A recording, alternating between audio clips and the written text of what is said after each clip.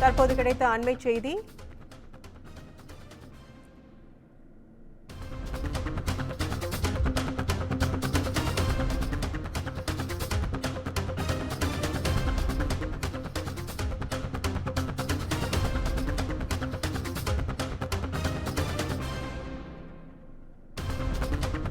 கல்வராயன் மலைப்பகுதி மக்கள் மேம்பாடு தொடர்பாக அரசு தாக்கல் செய்த அறிக்கையில் திருப்தி இல்லை என உயர்நீதிமன்ற நீதிபதிகள் கருத்து தெரிவித்துள்ளனர். கூடுதல் விவரங்களை வழங்க செய்தியாளர் சுந்தரம் இணைப்பில் இருக்கிறார். வணக்கம் சுந்தரம், கூடுதல் விவரங்கள். நிச்சயமாக கற்பகம். அதாவது கள்ளக்குறிச்சி விசசாராய மரண சம்பவத்தை தொடர்ந்து கல்வராயன் மலைப்பகுதி மக்களின் மேம்பாடு தொடர்பாக சென்னை உயர்நீதிமன்றம் தாமாக முன்வந்து விசாரணைக்கு எடுத்த வழக்கானது நீதிபதிகள் எஸ் எம் சுப்பிரமணியம் மற்றும் நீதிபதி குமரப்பன் அடங்கிய அமர்வில் இன்று மீண்டும் விசாரணை வந்தது. அப்போது கல்வராயன் மலைப்பகுதி மக்கள் மேம்பாட்டுக்கு நடவடிக்கைகளை பட்டியலிட்டு தமிழக ஆதி திராவிட நலத்துறை சார்பில் அறிக்கை தாக்கல் செய்யப்பட்டிருந்தது. அந்த கல்வராயன் மலைப்பகுதியில் கடந்த 10 ஆண்டுகளில் 80 கிலோமீட்டர் தூரத்துக்கு சாலைகள் அமைக்கப்பட்டுள்ளதாகவும் 7 கோடியே 80 லட்சம் ரூபாய் செலவில் பள்ளி மருத்துவமனைகள் கட்டப்பட்டுள்ளதாகவும் விளக்கமட்டிக்கு அறிவிக்கப்பட்டிருந்தது.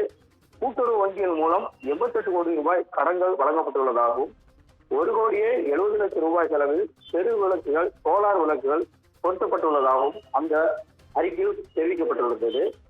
ஆதி திராவிட நலத்துறை செயலரின் அறிக்கை திருப்தி அளிக்கும் வகையில் இல்லை என தெரிவித்த நீதிபதிகள், கடந்த 10 ஆண்டுகளில் 80 கிலோமீட்டர் தூரத்துக்கு சாலை அமைக்கப்பட்டுள்ளது என்றால் கர்ப்பிணி பெண்ணை ஏன் மருத்துவமனைக்கு காரில் செல்லாமல் தூக்கி செல்வது ஏன் என கேள்வி எழுப்பினார்.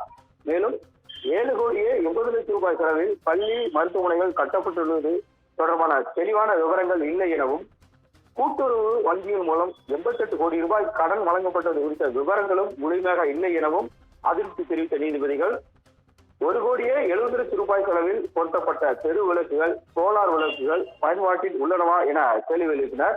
மேலும் இப்படி ஒரு அறிக்கையை தாக்கல் செய்யாமலே இருந்திருக்கலாம் எனவும் நீதிபதிகள் அதிருப்தி தெரிவித்தனர். மேலும் சமூக நீதி பற்றி பேசி வரும் அரசானது பழங்குடியினர் பள்ளி என அழைப்பது ஏன், அரசு பள்ளி என மட்டும் அழைக்கலாமே எனவும், 21ஆம் நூற்றாண்டில் அரசு பழங்குடியினர் நல பள்ளிகள் என அழைப்பது குறித்தும் நீதிபதிகள் வேதனை தெரிவித்தனர்.